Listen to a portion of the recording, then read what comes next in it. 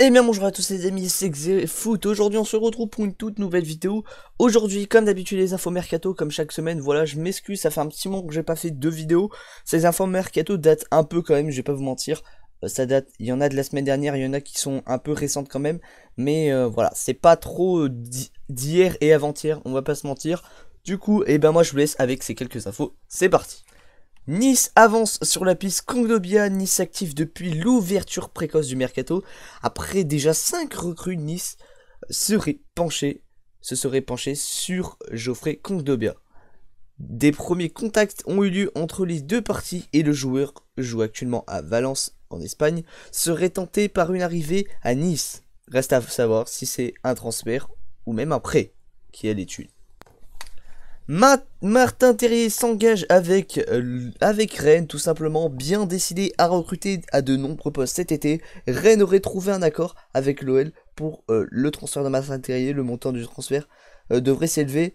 La somme, c'était dit au-dessus des 10 millions, mais c'était du 12 millions si je me trompe pas, avec 3 de bonus. Donc bonne recrue pour le Stade Rennais.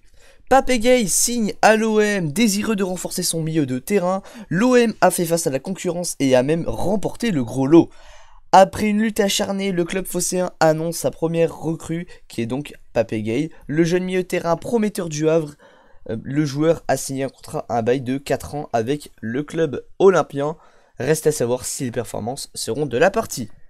Liadji signe son premier contrat de pro à l'OM. Après un épisode assez compliqué, Isaac Liadji quitte son centre formateur, l'Olympique de Marseille, après de nombreuses négociations ayant malheureusement échoué. Liadji a vite été tenté par le projet lillois, ce qui l'a donc poussé à signer en faveur de Lille. Ensuite, une grosse information, le Barça serait prêt à mettre 2 joueurs sur la table en échange d'un certain Neymar. Et oui, encore, le Barça continue de faire le forcing pour le retour de Neymar en Catalogne.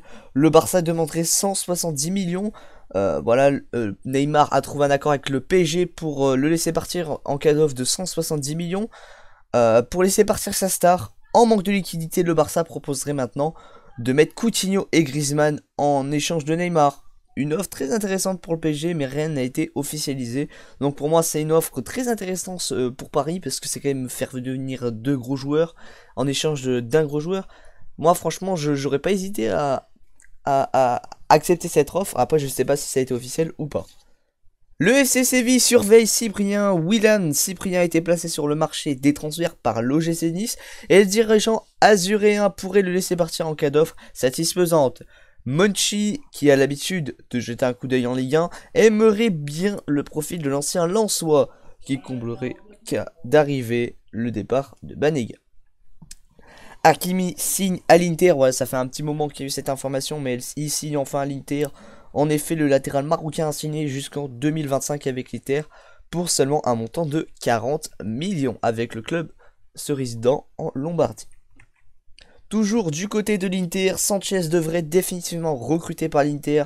L'Inter avait une option d'achat de 20 millions pour Alexis Sanchez, mais voudrait négocier pour l'obtenir à 20 millions.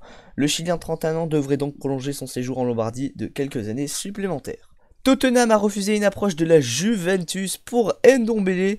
La Juventus a proposé un échange Ramsey-Ndombele, proposition aussitôt refusée par les Spurs qui ne sont pas intéressés par un Ramsey qui a fait une saison plutôt moyenne. Lille et Naples négocient toujours pour Osimhen. Les négociations entre Naples et Lille sont toujours en cours. Victor Osimhen aurait une clause libératoire de 70 millions. De 70 millions, mais les dirigeants napolitains veulent mettre maximum 60 millions sur la table pour l'international nigérian. C'est pourquoi, pour combler la différence, Naples aurait proposé d'inclure Adam Ounas dans le deal, c'est-à-dire 60 millions plus Adam Ounas pour combler les 10 millions manquants. Benevento et Monaco négocient pour Glick. L'AS Monaco a plus que jamais envie de dégraisser. Benevento, tout récemment promu en Serie A, cherche à se renforcer. Après l'arrivée dans la semaine de Loïc Rémy en provenance de Lille, Benevento aurait trouvé un accord contractuel avec un certain Kamil Glick. Il ne reste plus qu'à négocier avec Monaco qui demanderait une somme aux alentours de 4 millions. Rappelons que Benevento a proposé 3 millions pour l'international polonais. Kouassi signe au Bayern Munich, ça y est annoncé depuis plusieurs jours. Tanguy Kouassi s'est engagé avec le club bavarois jusqu'en 2024. L'info qui est vraiment incroyable, c'est Leroy Sané file à son tour au Bayern. Annoncé avec insistance du côté du Bayern Munich depuis plusieurs mois, Leroy Sané a été officialisé en Bavière ce vendredi matin où il a signé pour 5 ans. Une somme de 49 millions pour son transfert est évoquée. Jude Bellingham débarque à Dortmund et c'est Dortmund qui rafle la mise pour la jeune pépite anglaise de 19 ans.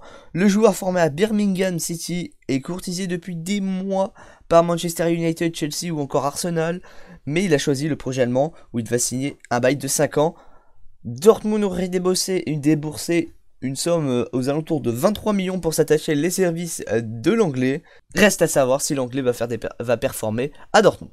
Et pour finir, Boca Junior voudrait Mario Balotelli. Balotelli est en froid avec le club de Brescia, en partance donc. Boca Junior aurait contacté l'agent du joueur afin de le recruter cet été. Et Balotelli se montre convaincant. Pourquoi pas, on pourrait le voir signer à Boca Junior donc cet été. Aujourd'hui, la boulette de la semaine se nomme Leroy Sané. Enfin, pas vraiment Leroy Sané, mais plutôt le Bayern Munich. Car le Bayern a malheureusement officialisé le transfert le jeudi soir dans la soirée, alors que sur leur site arabe, et Leroy Sané devait être officialisé par Manchester City et donc le Bayern pour vendredi matin, et malheureusement il a été officialisé beaucoup plus tôt. Ils étaient on va pas se mentir, Dortmund, excusez-moi, Manchester City était vraiment choqué de cette officialisation erreur, et donc c'est carrément une boulette de la part du Bayern Munich d'avoir officialisé son joueur bien plus tôt, ce qui a gâché un peu la conférence de presse et même la surprise des supporters, même si il allait très clairement signé au Bayern. Du coup, c'est la fin de cette vidéo, j'espère qu'elle vous aura plu. Si c'est le cas, n'hésitez pas à vous abonner à ma chaîne. N'hésitez pas à aller regarder la dernière vidéo Mercato qui s'affiche à votre écran. Et n'oubliez pas de vous abonner, d'activer la cloche de notification, c'est très important pour ne pas manquer les prochaines vidéos. Et moi, je vous dis à la prochaine, c'était Xefoot. Ciao, ciao.